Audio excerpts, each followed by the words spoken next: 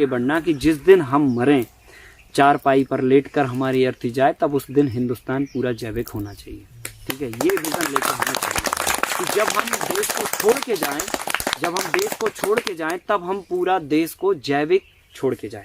जो हमने कुछ योजनाएं बनाई हैं वो हम आपको शेयर कर देते हैं कि ये होगा कैसे। ठीक है, तो एक सपना हम लोगों ने देख रखा है कि हिंदुस्तान में जिस भी दौर में हम पैदा हुए, ठीक है, वो दौर कैसा था।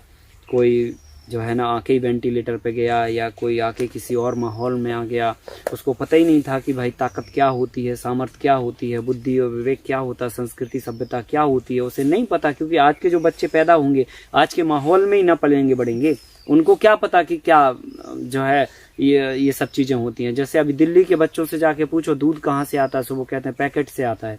तो जब उनको बताया ही नहीं जा रहा है कि भैंस दूध देती है या गाय दूध देती है, तो उनको नहीं होगा पता, है ना। तो वो अब बेचारे, उनकी गलती नहीं है, वो तो जिस माहौल में है उसके हिसाब से वो सही जवाब दे रहे है ना। उनके माहौल में तो वही पैकेट से ही आ रहा है दूध, तो वो वही जवाब देंगे, उनकी गलती नहीं है उसमें। तो कुल मिला के बात यह है कि हम लोग जिस भी दौर में पैदा हुए हों, उस समय हिंदुस्तान की जो भी सिचुएशन रही हो, ठीक है, जैसे मान के चलो भाई कोई 50 के दशक में अगर कोई पैदा हुआ होगा तो उस समय तो रसायन नहीं डल रहा था खेतों में, ठीक है, पर उस समय का दौर अलग था।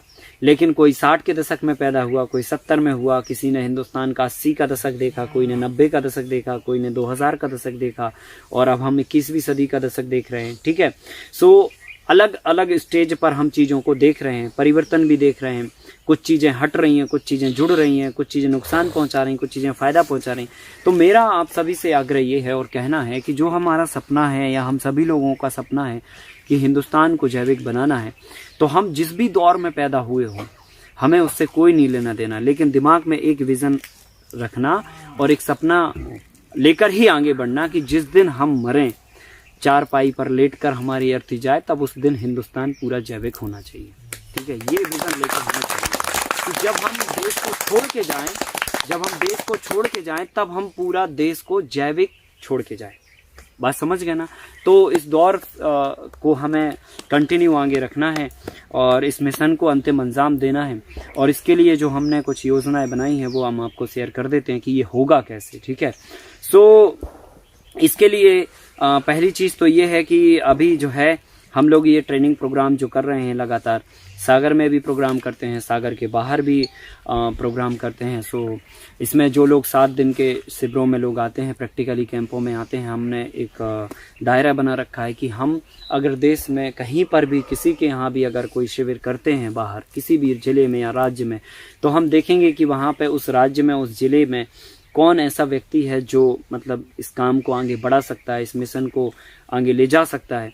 तो हम आप में से ही किसी एक फार्मर को सिलेक्ट करेंगे और आपके क्षेत्र में आपके खेत पे ही कैंप लगाएंगे। सो ये हमारा मतलब एक विशेष प्रोटोकॉल है कैंप लगाने का। सो सागर में प्रोटोकॉल ये है कि भाई जो है ना हमें एक 7 दिन का, एक 5 दिन का और एक 2 दिन का कैंप करना होता है, क्योंकि यहाँ पे कई चीज़ें अभी हम दिखा पाते हैं, लेकिन कुछ लोग ऐसे होते हैं जो यहाँ तक नहीं आ पाते, लेकिन हमें उन तक पहुँचना है। सो उस लेवल पे हम जाके भी काम कर रहे हैं। और जैसे अभी जो हमारी वर्तमान में जो योजना है 2021 पूरा कंप्लीट कि 2021 में जो हमारे भारत की जो राजधानियां हैं, ठीक है, जितने राज्य हैं उन सभी राज्यों की राजधानी में एक एक कैंप हम करने वाले हैं। ठीक है, सो हर महीने 2 कैंप हम मतलब 2 राजधानी 1 महीने में निपटाएंगे। सो पूरे साल हमारा टारगेट है कि हिंदुस्तान में जितनी भी राजधानियां हैं सभी राजधानियों में 2-2 कैंप, मतलब सभी राजधानियों में 12 महीने में सारे कैंप हो जाएंगे। सो इस कैंप को करने का मकसद ये है कि उस क्षेत्र के लोगों को अवेयर करना और जो व्यक्ति आगे बढ़ रहा है उसको आगे बढ़ाना। ठीक है, और इसमें जैसे मान के चलो आप सब लोग अगर हमें नागपुर में कैंप करना है, या मान के चलो चेन्नई में कैंप करना है, या हैदराबाद में कैंप करना है, या फिर जो भी राजधानी है वहाँ पे अगर कैंप करना है, तो पहले हम सेलेक्ट करेंगे कि ये व्यक्ति जो है ना काबिल है और जो है ये कुछ ऐसा नहीं है कि पूर्णतः स्वार्थी हो, है ना, कि भैया ठीक है हमारा बस काम हो जाए बाकी फिर नहीं लेना देना, ऐसा नहीं। जिसके पास सेवा भाव होगा, पेशेंस होगा और तमाम सारी चीज़ें होंगी, तब हम जाके उस फार्मर को सिलेक्ट करेंगे।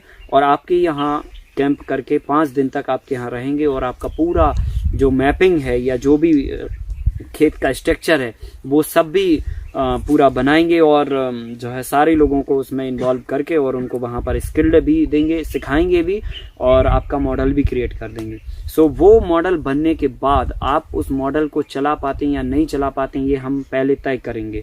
अगर आप कर पाते हैं तो ही हम आपके यहाँ कैंप करेंगे, समझ गए ना, ताकि आप उस व्यवस्था को फिर कंटिन्यू आगे चला पाओ। मतलब हम पूरे 26 राज्यों में या जितने भी राज्य हैं भारत के सभी राज्यों में राजधानियों में एक एक मॉडल प्रतिनिधि के रूप में स्थापित करने की हमारी योजना अगले 1 साल में है। ठीक है, अभी तो हमने किए हैं कैंप, लेकिन बहुत सारे किए पर राजधानी को टारगेट बना के नहीं किए हैं। राजधानी को टारगेट बना के इसलिए करना है क्योंकि आने वाले समय में ये सारी चीजें राजधानी से उस राज्य में डिलीवर होंगी। ठीक है कि नहीं।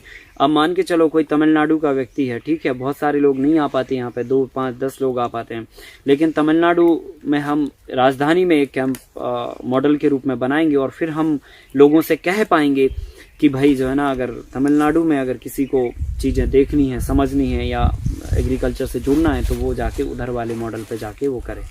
सो हमारे यहाँ के लोड कम हो जाएगा, ट्रैफिक कम हो जाएगा और जो है आप सब लोगों का भी उसमें काम आगे बढ़ेगा, है ना। एक व्यक्ति के यहाँ अगर कैंप होगा तो 50-100 लोग जुड़ेंगे तो तमाम तरह की मार्केटिंग तो ऐसे ही चालू हो जाएगी आपकी, ठीक है कि नहीं, और बाकी मॉडल भी आपका बन जाएगा। और 5 दिन हम आपके यहाँ वक्त देंगे तो पूरा कहाँ क्या होना चाहिए, कैसे होना चाहिए, वो व्यवस्थाएं आपकी सब कुछ हम सेट करा देंगे, ठीक है कि नहीं। सो उसमें आपको भी मतलब उतनी बढ़ चढ़ के आगे आओगे तो हम सिलेक्ट करेंगे और आप सब लोगों में से ही हमें किसी न किसी व्यक्ति को चुनना है, ठीक है।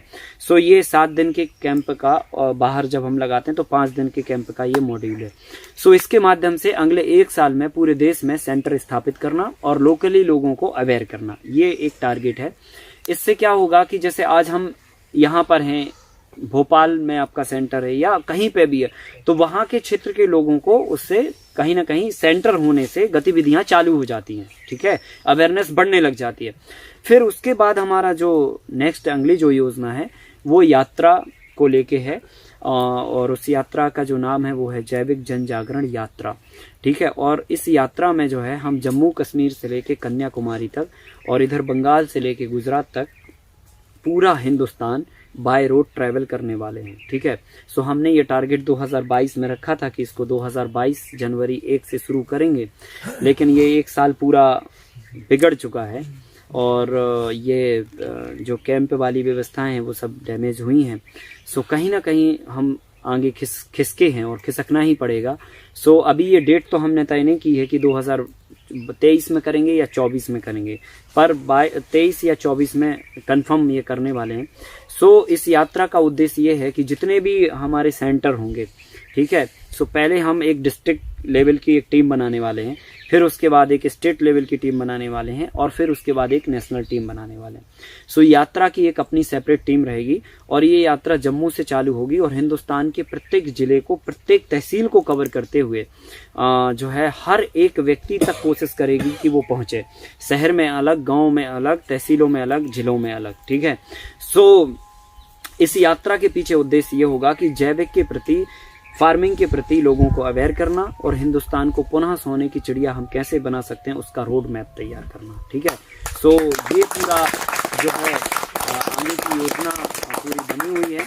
सो इस योजना को लागू करना है और 6,500 सभाएं पूरी हमने पूरे देश भर में 2.5 साल के दरमियान में ये यात्रा कंप्लीट होगी। पूरा 2.5 वर्ष का वक्त लगेगा। सो 2.5 वर्ष में 6,500 सभाएं हम पूरे देश भर में करेंगे और लगभग टारगेट किया है कि 5 करोड़ से ज़्यादा लोगों को एड्रेस करेंगे। सो एक अवेयरनेस क्रिएट होगी और हिंदुस्तान में फिर जो है हम क्रांति तो लाना ही है और इस क्रांति के पीछे का मकसद ये है कि हिंदुस्तान के प्रत्येक थाली में विषमुक्त अन्न हो। सो इसमें हर खेत तक तो शायद हम ना पहुंच पाएं कि हर एक खेत के व्यक्ति को ये समझा पाएं कि तुम ये नहीं ये करो, क्योंकि उतनी तो उम्र कम पड़ जाएगी, क्योंकि अभी 30 साल की उम्र हो चुकी है। अभी टारगेट तो है 100 साल तक जीने का, पर काम तो 50 साल ही कर पाएंगे या मान के चलो 40 साल काम कर पाएंगे। तो 40 साल में कितने हजार लोगों तक हम पहुंच पाएंगे? अगर एक एक दिन में 10-10, 20-20 लोगों से भी जाके मिलते हैं तो गिनती के लोग निपट पाएंगे। सो हमें क्या करना है कि रूट पर काम करना है। और रूट क्या है? केमिकल को जब तक आप हिंदुस्तान से हटा नहीं देते, बैंड नहीं कर देते, बंद नहीं कर देते, जब हम वो बंद कर देंगे तो रूट पे एक झटके में काम होगा। जिनके पास हम नहीं भी पहुंच पा रहे हैं वो भी मजबूरी में इस काम को शुरू कर देंगे और होने लगेगा कुल मिला के। तो मकसद यही है कि एक 2024-25 तक एक माहौल क्रिएट करना, एक टारगेट फिक्स करना और उस टारगेट पर जो है ना एक अवेयरनेस क्रिएट करना और अवेयरनेस के माध्यम से जो है ना एक कहना चाहिए माहौल बना के और केमिकल से फिर पूरी तरह से छुटकारा पाना। तो ये हम लोग करेंगे और इसकी योजना जो है तैयार हो चुकी है और इसको एग्जीक्यूट करना है और इसमें हर तरह से आप सभी का सहयोग चाहिए, क्योंकि ये व्यक्तिगत हमारा काम नहीं है, ये हर एक व्यक्ति की जिम्मेदारी और हर व्यक्ति का काम है। सो जो व्यक्ति जिस लेवल पे इस काम में सहयोगी बन सकता है वो उस काम में उस लेवल पे सहयोगी बने। ठीक है, सहयोग 3 तरह से होता है। एक होता है मानसिक तौर पर, एक होता है शारीरिक तौर पर, एक होता है आर्थिक तौर पर। ठीक है, सो जो व्यक्ति मानसिक तौर पर सहयोग कर सकता है वो कहता है कि नहीं ठीक है भाई, हम चल भी नहीं सकते और धन भी नहीं दे सकते। ठीक है, सो वो भाई कोई भी जिम्मेदारी संभाल सकता है, कम्युनिकेशन की जिम्मेदारी संभाल सकता है, कोऑर्डिनेशन की जिम्मेदारी संभाल सकता है, मीडिया प्रिंटिंग की जिम्मेदारी संभाल सकता है, क्योंकि हर जिले की टीम होगी तो उसको उस लेवल की जिम्मेदारी दी जाएगी। ठीक है, सो ये हो जाती है कि भाई मन से आपका सहयोग करना। फिर होता है कि भाई तन से सहयोग कोई कर सकता है। तो तन से सहयोग ऐसे होता है कि भाई जहाँ पर ये कैंपेनिंग हो रही है, प्रोग्राम हो रहे हैं, तो वहाँ पर जाके एक वॉलंटियरशिप करना कि भाई चलो ठीक है, हमारे ज़िले में जब तक यात्रा रहती है तब तक हम अपने ज़िले में सेवाएं देंगे, कहाँ कौन सी व्यवस्थाएं वहाँ जाके वो करेंगे, पूर्ति करेंगे, मतलब ये सब काम होते हैं। तो वो होता है कि भाई शारीरिक रूप से एक वॉलंटियर के रूप में इसका सहयोग करना। फिर एक होता है आर्थिक रूप से कि भाई ना तो हम जा सकते हैं ना हम कोई दिमाग लगा सकते हैं, पर लेकिन हमारे पास धन है, उस धन का सदुपयोग कर सकते हैं कि भाई ठीक है इस मिशन में जो है ना ये लग जाए तो भाई समाज का भला हो और आने वाली जनरेशन को एक अच्छा फ्यूचर हम लोग दे पाएँ। और उसके लिए आपका धन का अगर कहीं कंट्रीब्यूशन बनता है तो आप उस लेवल पे भी जाके कंट्रीब्यूट कर सकते हो। तो तीनों तरह से आप सभी के सहयोग आमंत्रित हैं। जो जिस लेवल पे सहयोग कर सकता है वो उस लेवल पे हमसे जुड़ के और हमसे बातचीत करके और अपना नाम उस कैटेगरी में लिखा सकता है कि भाई हम तो तन से सहयोग करेंगे, हम तो मन से सहयोग करेंगे और हम तो धन से सहयोग कर सकते हैं। तो जहाँ जहाँ ज़रूरत जैसे पड़ेगी सो आपको बताया जाएगा कि भाई आप ये काम करना है, आप इसको कैसे करना है, सो सुझाव भी दो और इसको करना भी है। ठीक है, सो इस तरह से ये पूरी तरह से योजना है। और अभी वर्तमान में जो भी हम काम कर रहे हैं, अभी 7 दिन आपने यहाँ पर रह के ये तो जान ही लिया है कि यहाँ पर कोई भी कार्य जो है ना व्यक्तिगत व्यक्ति को लेकर नहीं किया जा रहा है, पूरी समष्टि को ध्यान में रख के किया जा रहा है। और जब समष्टि रहेगी तो व्यक्ति रहेगा, है ना, और जब समष्टि नहीं रहेगी तो व्यक्ति नहीं रहेगा, क्योंकि समष्टि का ही हिस्सा एक व्यक्ति है। सो आप सभी लोग जो है ना जो जिस लेवल पे इस संगठन के लिए मजबूती के साथ में सहयोग कर सकता है, सो हमारी किसी से कोई अपेक्षाएं नहीं है, ना ही आपके लिए कोई बॉन्ड है कि भाई जो है ना आपको ये करना चाहिए या आप ये कर दो। लेकिन आपको जहाँ भी लगता है कि जो है हम यहाँ सहयोग कर सकते हैं और यहाँ हम इस काम को अच्छा कर सकते हैं, तो आप इस काम को अपना मानते हुए, इस ट्रेनिंग प्रोग्राम को अपना मानते हुए या इस काम को अपना जीवन का हिस्सा मानते हुए आप अपनी नैतिक जिम्मेदारी से जो भी कंट्रीब्यूट करना चाहें वो आप अपनी स्वेच्छा से कंट्रीब्यूट कर सकते हैं कि साहब जो है ना यहाँ पर हमें ये कमी दिख रही है और उसमें ये इतनी अगर हम अपनी तरफ से सहयोग कर दें, या वस्तु के रूप में या अर्थ के रूप में या दिमाग के रूप में या किसी भी रूप में, तो भाई वो काम आगे बढ़ जाए। क्योंकि देखो एक व्यक्ति की सीमाएं होती हैं, ठीक है, हर व्यक्ति अपनी सीमाओं के हिसाब से काम करता है। ठीक है भाई, हम 50 तरह के काम कर लेते हैं, लेकिन हमारी भी तो सीमाएं हैं ना।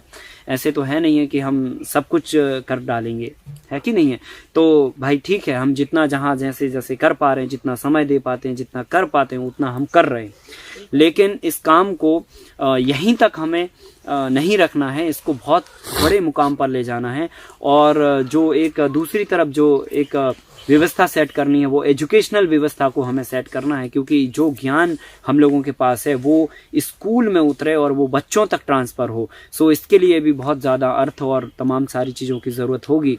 सो जो व्यक्ति जहाँ भी लगता है कि उसको हम यहाँ कर सकते हैं तो वो सहयोग करके और इस मिशन को आगे बढ़ाए, ताकि जो है ना हम लोग जो है ना किसानों के लिए और भी ज़्यादा रिसर्च कर पाएँ और भी ज़्यादा व्यवस्थाएं दे पाएँ। जैसे अभी हम यहाँ पे चाहते थे, एक मोटा एक आइडिया बता रहा हूँ आप लोगों को, ये नहीं कह रहा हूँ कि जो है ना ये है, जैसे अभी हम बहुत सारी चीज़ें नहीं दिखा पाते हैं आपको, ठीक है, उसकी हिस्ट्री नहीं बता पाते। अभी पिछले 10 सालों में जितना भी काम किया उसका ठीक है हमने सारा आपको बता दिया, लेकिन सफ़र तो नहीं बता पाए ना, ठीक है, हर समय की कठिनाइयाँ नहीं बता पाए, हर समय के चैलेंजेस नहीं बता पाए, या उस क्रॉप का पूरा हिस्ट्री नहीं आपको बता पाए। जैसे अभी हमने करीब 108 के आसपास वेजिटेबल क्रॉप पे काम किया, 300 से ज़्यादा गेहूं की प्रजातियों पे काम किया और न जाने कितनी चीज़ों पे काम किया। तो अभी हमने आपको सॉलिड फार्म में दिखा दिया भाई 5-6 प्रजातियां ये हैं, लेकिन वो 300 कौन सी है, उनकी हिस्ट्री क्या है, कौन कहाँ क्या है, तो ये सब चीज़ें हम नहीं दिखा पाए।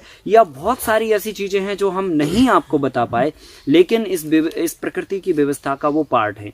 तो अभी हम चाहते हैं कि एक डेमो के रूप में, एक मतलब एक कहना चाहिए एक डेमोन्स्ट्रेशन के रूप में उसको एक परमानेंटली हम एक ऐसा भवन टाइप का बना दें, या ऐसा कुछ स्पेस बना दें जहाँ पर जो है ना जैसे म्यूजियम टाइप का जो होता है ना, जिसमें पूरी एक एक वस्तु की हिस्ट्री ज्योग्राफी होती है, सो वो उस तरह का हम चाहते हैं कि एक बने यहाँ पे, और ताकि जो है ना हर आने वाले व्यक्ति को उसका ये लाभ हो कि भाई जो है ना ये चीज़ ऐसे होती थी पहले, इसमें ये मॉडिफिकेशन किया गया, उसकी पूरी हिस्ट्री लिखी रहे, आपके पास वक्त हो तब आप जाके उसको देख सकें, पढ़ सकें, समझ सकें और जान सकें और सीख भी सकें और अपने यहाँ जाके रिप्लिकेट भी कर सकें, है ना, और उसे चर्चा में भी ला सकें। बहुत सारी ऐसी चीज़ें हैं जो हमारे पूर्वजों ने अनुसंधान की नहीं, लेकिन वो अनुसंधान ना तो पता है हमें, ना उन पूर्वजों के नाम पता है, ना हिस्ट्री में पता है हमें कि एग्रीकल्चर के कौन साइंटिस्ट थे, क्या हैं। बाकी चीज़ों के तो हमें साइंटिस्ट पता है कि किसने क्या बनाया, ठीक है, लेकिन एग्रीकल्चर में हमारे पूर्वजों ने कितनी रिसर्च की है। ऐसे ऐसे हमारे साइंटिस्ट रहे हैं एग्रीकल्चर में कि अगर उनको पत्ती का कलर चेंज करना हो तो वो पत्ती का कलर चेंज कर देते थे। अभी अनुसंधान पता ही नहीं है, हमें नहीं पता तो हमारे बच्चों को कैसे पता। तो जब तक ये एक म्यूजियम के रूप में, एक डेमो के रूप में नहीं आएंगी चीज़ें, तब तक हम कैसे डिलीवर कर पाएंगे। अभी तो ये होता है कि जो वर्तमान में ठीक है आपको भाई फार्मिंग करनी है तो बेसिक प्रैक्टिसेस क्या चाहिए, सो वो हम आपको सिखा देते हैं, प्रैक्टिकल करा देते हैं, और इतने ही में वक्त कम पड़ जाता है कि नहीं। आपको जब हम कोई चीज़ बताते हैं, घड़ी देखते हैं तो लगता है कि ये घूमे ना है ना, और जब रात हो जाती है तो लगता है कि यार ये रात क्यों हो गई, ऐसे लगता हमारे लिए तो, ठीक है। सो लगता है कि यार ये घड़ी घूमे ना, थोड़ा सा और रुक जाते, तब 11-12 बजते तो अच्छा रहता। लेकिन कुछ चीज़ें जो है ना हमें टेक्निकल रूप से अगर हम करेंगे तो ज़्यादा लोगों को इससे फ़ायदा होगा। सो हम वो करने की प्लानिंग में हैं, और इसमें लगभग 5 लाख के आसपास का एक टेंटेटिव बजट बनाया है कि इतना इसमें खर्चा होगा। सो इस में आप सभी लोगों का सहयोग आमंत्रित है। अगर कोई व्यक्ति इसमें कंट्रीब्यूट करना चाहता है कि साहब ठीक है हमारी तरफ से इतना हम ये सहयोग कर सकते हैं और आप ये बनाइए और इसका फ़ायदा जो है ना समाज और सोसाइटी को होगा, तो वो आमंत्रित है, वो कर सकता है। तो ये एक हमने एग्जाम्पल बताया आपको।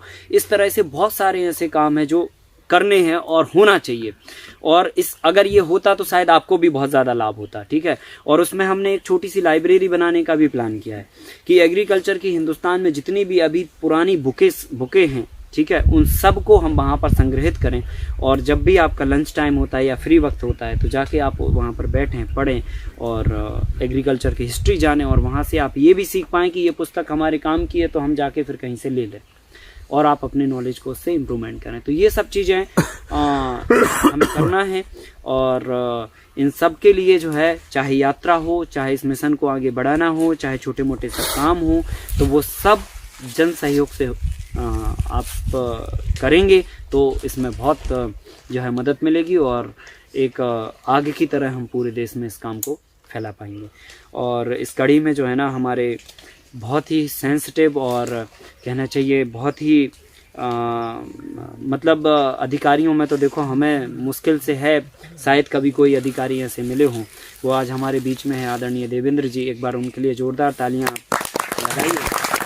उन्होंने मतलब मैंने इनसे सीखा, तब जाके हमने ये चीज़ आपको बोली कि इनको ये लगा कि यहाँ पर ये अंधेरा है और यहाँ पर जो है ना लाइट की आवश्यकता है, तो इन्होंने अपने मन से और जो है लाइट ला के और रात में कैसे भी करके जो है क्लास छोड़ के और वो गए और लाइट की व्यवस्था करके हमको कल आके इन्होंने दी कि भैया जो है ना यहाँ पे ये लाइट आप लगा लेना, ये हमें लगा कि यहाँ पे इसकी आवश्यकता है।